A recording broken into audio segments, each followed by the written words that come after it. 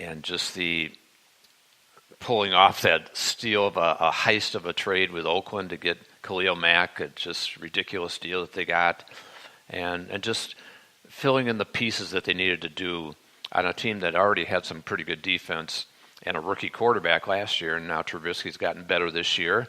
I still think he's the wild card for them on how far they go in the postseason and what's going to happen this Sunday night or Sunday afternoon, because he's had some good games and he's had some troublesome games. The last time the Vikings played him, he threw 2 interceptions to Anthony Harris, and so we'll see about Trubisky. But I think you have to give Pace a lot of credit and give Matt Nagy a lot of credit as a rookie head coach for pushing the right buttons and getting Trubisky progressed in his career.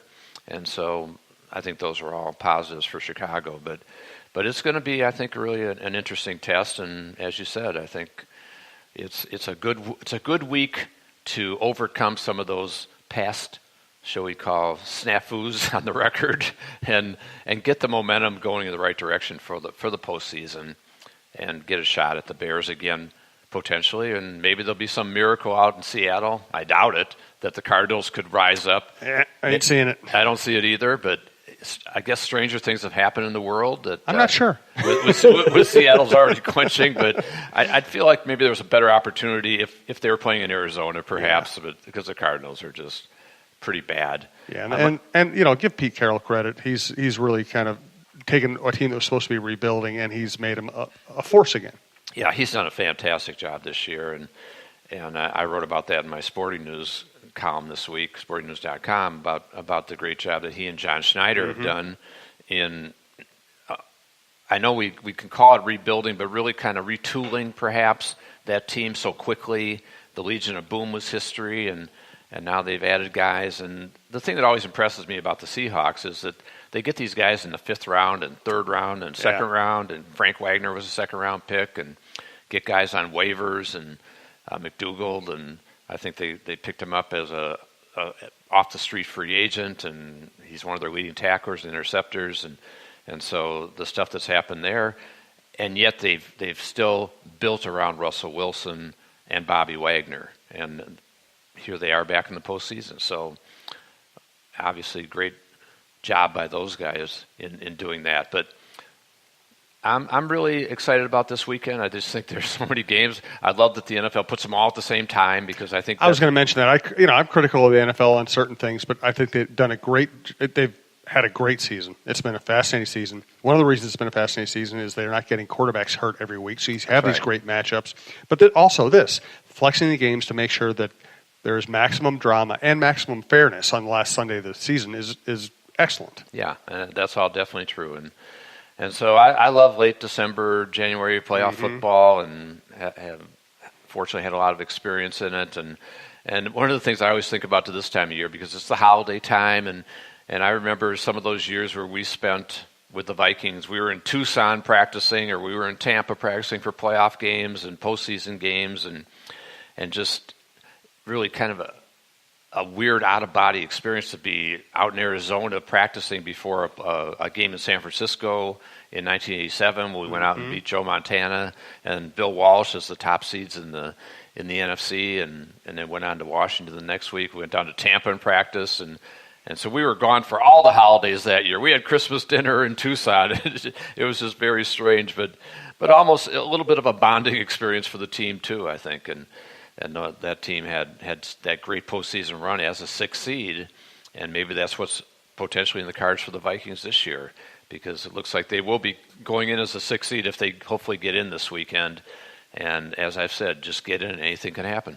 By the way, this is one of our 2 NFL shows on the network. Tim Yoder of Viking Update does the Viking Update show, which is great, on the ground, minute reporting on everything that happens with the Vikings. And this is more of our executive level, behind the scenes expert view with Jeff. I recommend you check both out.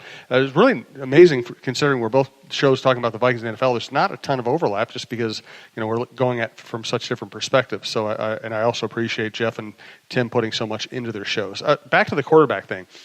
Trubisky, looked lost as a rookie. Now he looks like a good player, at least an intriguing player. Jared Goff looked horrible early. Now, and he's kind of backslid a little bit the last few weeks, but he's having overall a very good season.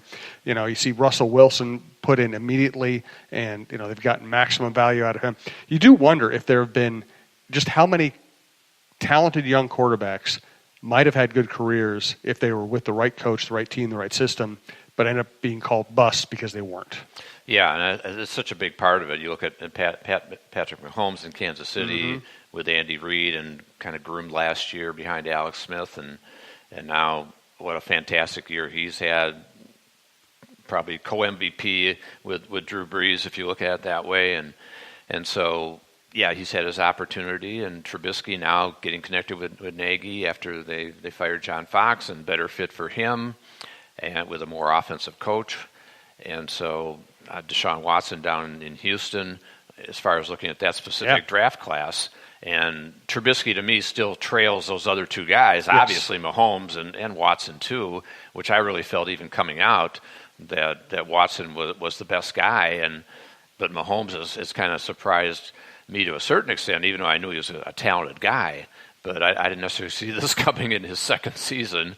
And Trubisky's coming on. Maybe he will end up being as good as those guys. We'll see. But yeah, it depends on where you end up and who you're with. And Jameis Winston, Marcus Mariota, two guys now in their fourth seasons, and I think Mariota right now you'd say is the better player because Winston's been up and down, has off the field stuff he's dealt with and all kinds of stuff. But what do the Titans do with Mariota in terms of a long-term deal? He's hurt a lot, but when he's in there, he's still an effective player. Perhaps not a top 10 quarterback, but maybe he's around the top 15 and can get better if he can stay healthy. And they have a huge game coming up against the Colts this week. And Andrew Luck, who's had a great year and amazingly does not make the Pro Bowl. How that happens is ridiculous. I barely pay attention to the Pro Bowl anymore. It's so ridiculous. It is ridiculous. I mean, Luck should have made it over Tom Brady this year. Yeah, he had a much better season. Much better season than Tom Brady, but of course the name gets you there. Yep. And in the AFC or the NFC, Russell Wilson doesn't make it, and he should have made it over Jared Goff in the final analysis. Yeah, he's playing so much better right now. You can't say he should have made it over Rodgers or Breeze. No. But over Goff, yeah, he's playing so much better than him right now. And that's the kind of the problems with the Pro Bowl, but that's what you have to deal with. So as we said, we'll see how everything shakes out this weekend. But I think it's the younger quarterbacks in the league. I think the league's in good shape with these quarterbacks. I agree. It's a great league to watch. It's so much fun. It really is, and the rule changes have helped, and obviously protecting the quarterbacks more. The defensive guys don't like it, but they're getting used to it. You can see. Well, and that's the thing, is that we saw the Chiefs and Rams and Saints look completely unstoppable for the first half of the season, and now you've seen them all slow down. It doesn't mean they're not going to have a good offensive game any given game, but they're not putting up 60 anymore. Now it's struggling to get 25 or 35 and win a close game. It's fascinating how quickly NFL coaches will adapt. Yeah, exactly. And I'll give a lot of credit to the Vikings defensive coaches this season. Yeah. Because in a league where the quarterbacks have so much more protection, the Vikings are leading the league in sacks with 50. And I think maybe just one or two. I can only remember a handful of roughing the passer penalties on them, and not anything in the last probably 5-6 weeks. And there was that one phantom call in week 2, I think, against Kendricks on Rodgers. Mm-hmm. And of course, there was payback when Clay Matthews had the phantom call on Kirk Cousins in that game. But I can't remember a roughing the passer call in the last several games. And so you got to salute the Vikings defensive coaches, Andre Patterson, Zimmer, and George Edwards, for how they're teaching their guys how to tackle. And you can see when Danielle Hunter takes a guy down, he's just getting him down. He's not trying to blow him up.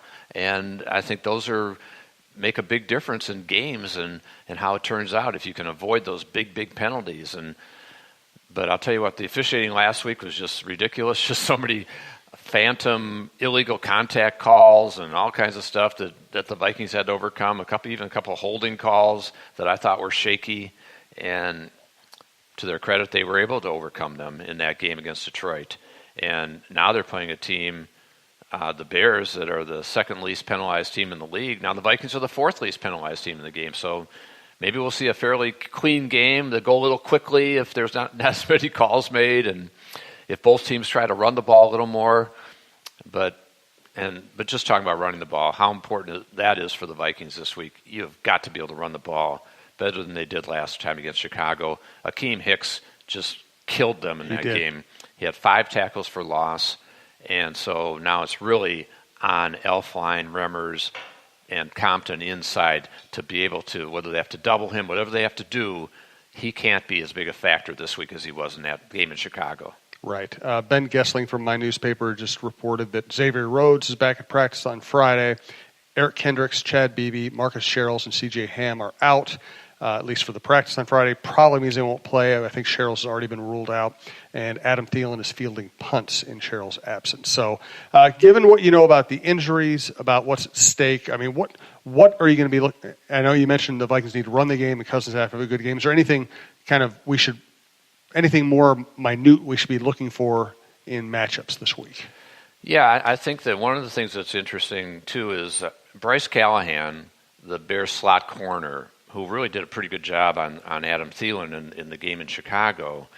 He is now on injured reserve, and he was one of the best slot corners in the NFL, third corner. And so with his absence, and if Eddie Jackson, if they hold him out, who was just selected at the Pro Bowl as a free safety for Chicago, had a pick-6 against Cousins in the first game, that really weakens that Bears secondary. Now, if you don't have time to throw, it doesn't matter. But if they can have time to throw, I think that's a big factor. Missing those 2 guys in the secondary and might give the Vikings an opportunity to make some big plays down the field. I think Kyle Rudolph is back in the mix more. That's going to help if they're going to try to get rid of the ball quickly this week and try to negate that Bears pass rush. I think another thing that helps the Vikings a lot, kind of an under-the-radar guy that we've talked about a little bit, is David Morgan. Yeah. And his return a couple weeks ago has made a big difference in the running game. Now, they're going to step up in class this week. Detroit was okay against the run. They were middle of the pack. Miami was terrible against the run, and the Vikings ran all over them. But Morgan has made a difference in the run blocking, and I think he also is one of the better pass blocking tight ends in the NFL. So he can also chip on Khalil Mack. And I think you can look for that to happen. Look for the Vikings really to try to double Mack as much as they can when he's coming. And I think that'll make a big impact too. So David Morgan's a key guy to me. Anthony Barr also missed the last Bear game in Chicago, and he's really come on the last couple weeks. Yes. Perhaps in a little bit of a salary drive, shall we you think? say. Would a player ever do that? Yeah, I think it's a possibility. Yeah. But you can see when he amps it up, he's an impact so guy. Good. He's so good. And he's a hard guy to match up against for a defense. And as long as you don't get him in pass coverage against Cooper Kupp, which they don't have to worry about because Cooper Kupp is gone now. Which is not his fault, by the way. No, that's right. That should never have happened in that Ram game. But I think Anthony Barr can definitely help them on some of the short routes that the Bears may try to run, because they're also going to try to protect Trubisky and not have him hold the ball and try to get rid of the ball quick. And a lot of stuff out of the backfield to Tarek Cohen you'll see this week, and I think they'll try to throw short stuff too. And that's where Barr can help in some of those intermediate zones and perhaps with some blitzing on Trubisky. I expect them to bring a lot of pressure on Trubisky this week. I think between Barr and Harrison Smith coming, you're going to see a lot of guys coming this week after him.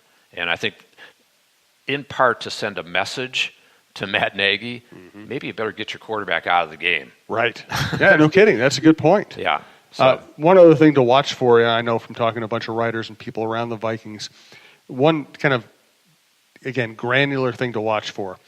If Anthony Barr blitzes and has to beat an offensive tackle, watch how that matchup plays out, because that's one of the reasons they had him playing some defensive end this summer and had him work on pass rush moves from more of an end spot than a stand-up linebacker spot. I think that's a big swing thing in their future decision on Anthony Barr. If he's the kind of guy who can beat a tackle on a pass rush or on a blitz, then he becomes incredibly valuable. If he is only going to get there if he has a clear path, well, Eric Wilson can do that. So if he's going to earn the big money, part of it is being able to beat good blockers when he has to pass rush. Yeah, I think that's definitely true, and that's what Khalil Mack does. Yep. And that's why Khalil Mack's making $24 million a year, and why the Bears made the deal for him and paid him the big money, because he's that kind of guy that can beat those blockers and demand the double teams and all that. And so, yeah, for Anthony Barr, he's a little bit different situation as a linebacker Sure. in a 4-3.